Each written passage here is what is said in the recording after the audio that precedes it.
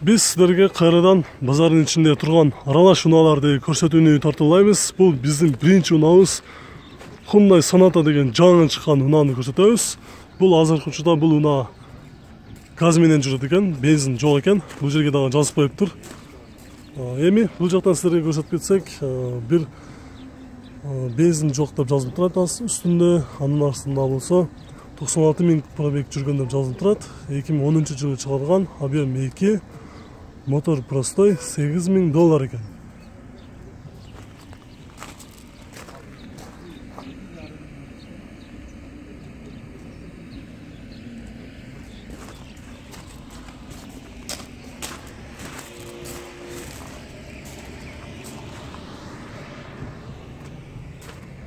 Эми bunun жанында биз Toyota Corolla'ны көрсөтөбүз. Toyota Corolla.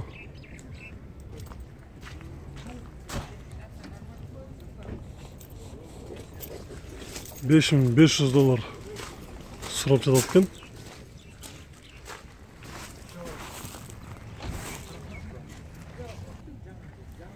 Бул жерде Toyota Corolla версия турат, ушуну көрсөтөбүз. 2008 жылы чыгарылган. Объем 1.8.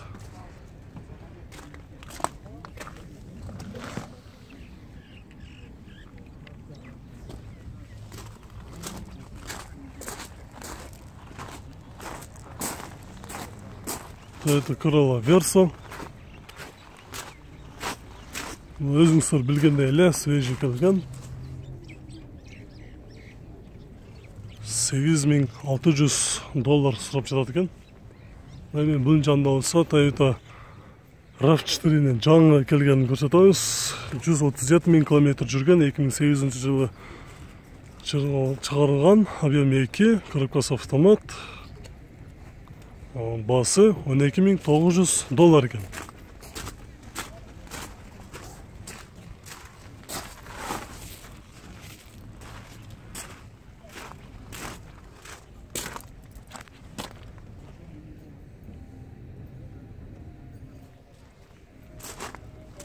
Bunun жанында Hyundai Solaris деген унаа турат.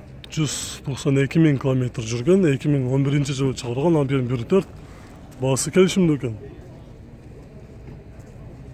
Азыр ээсинен сурап көрөбүз. Сонун экен. Баасы канча экен? 5100. 5100. Булар баасы канча? $500. $500. $5100 экен.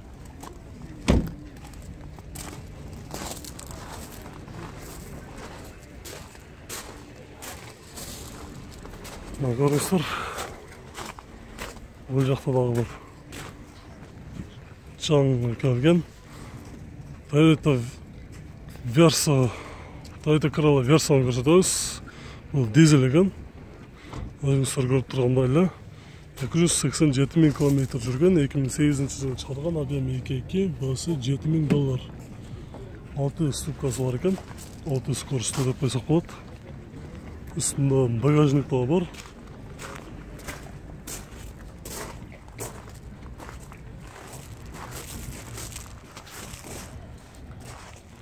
Бул жерде дагы бир Hyundai i10 деген таң калыштуу жаңы келген унаа бар окшойт. Ушуну силерге көрсөтүп коелу.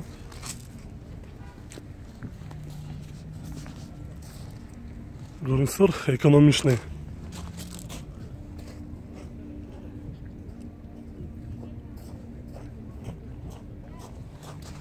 $3950 экен. Биз бул жактан болсо силерге дагы деле унааларды көрсөтүүнү тартуулайбыз. Бул жерде Toyota Prius турат, оригинал 2005 жылы чыгарылган, коробкасы автомат, 1.5 объем, $5800 экен.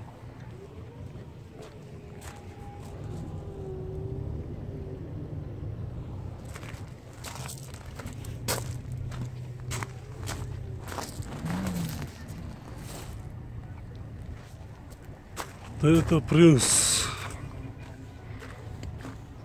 Силерге убакыт өткөрбөй тезирээк көрсөткөнгө аракет кылалы. Бул жерде Mazda 5 деген ұна тұрады.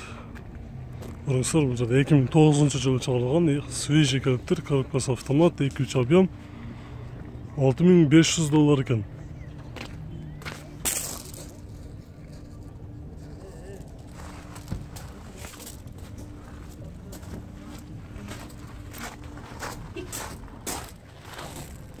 Mazda 5. Ademi bunun жанында болса, өзіңіздер білгендейлі, Honda CR-ның сол рулдығын көрсетеміз. 2007 жылы шығарылған. Прибалтикадан келіп тұр. Из Прибалтика деп жазып қойып тұр. Көріңіздер, срочно сатылады екен. Объем 2, $9800. Қырғызстаннан айдалған емес.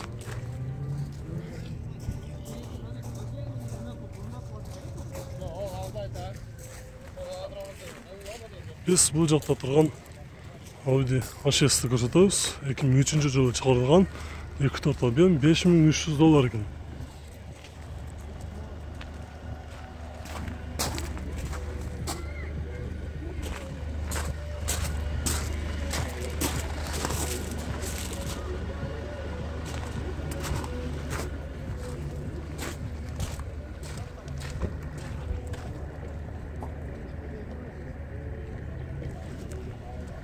Біз мұның жанында тұрған Legacy менен Mercedes'ті көрсетеміз азыр.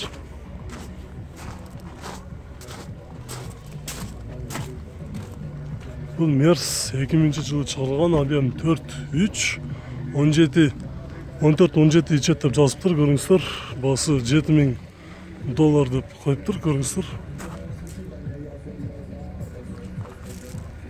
Бұның жанында 5 турбина Subaru Legacy тұрады. 216.000 километр жүрген.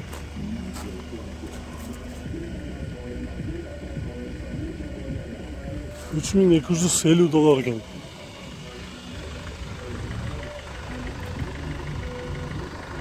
Біз бұл жақтан сіздерге қайсы ұналарды көрсетуін қаласаңыздар, ошоны комментарийге қалдырыңыздар. Біз сіздерге дағы көрсетеміз. Бұл жерде осы Subaru Legacy универсал тұрады, қара түстегі.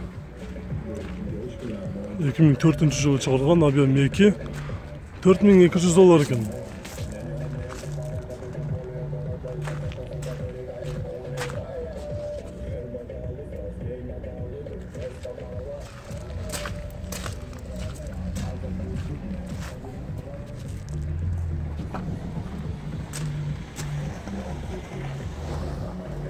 Бұл жерде дағы бір Mini Cooper'дің сол рулы бар екен, көрсетіп кетелі. Mini Cooper 2002 жылы шығарылған, $6200 екен.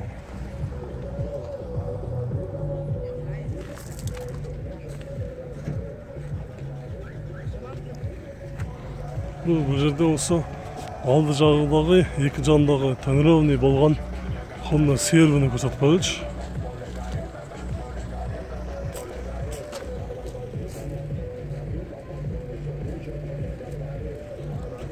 $5500 сұрап жатады екен.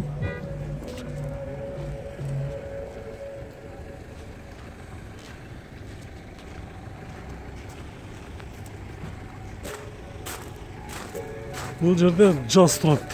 Қара түстегі Honda Jazz. Honda Jazz 2008 жылы шығарылған.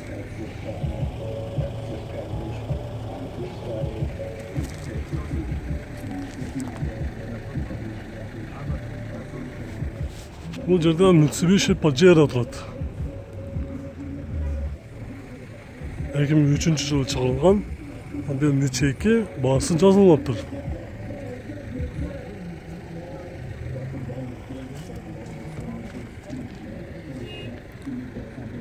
Бұл жерде осы Honda CR-ны көрсетеміз.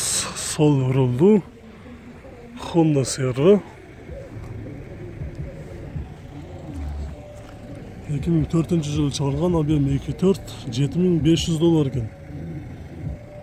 Көресіздер, қыздар.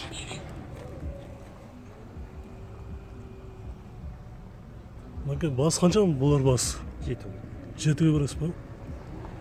$7000 екен. Ақырқы басы бұлар жері $7000. Biz bu жерде Golf 4'tü көрсөтөбүz. 98-жылы чыгарылган, объем 1.4.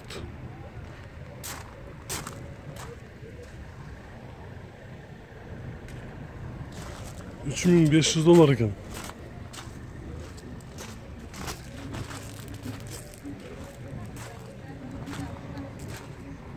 Мына шундай достор, биз тетик жерде турган, түздө турган Lexus'tu bir көрсөтүп кетели дагы.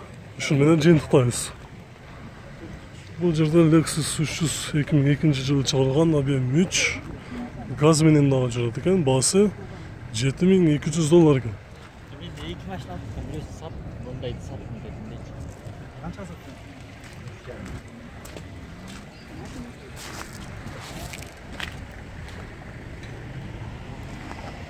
Мына көрүңүздөр. Мунун жанында дагы бар. Акыркы сиздерге көрсөтүп коелу ушу Honda Saber деген мынаны.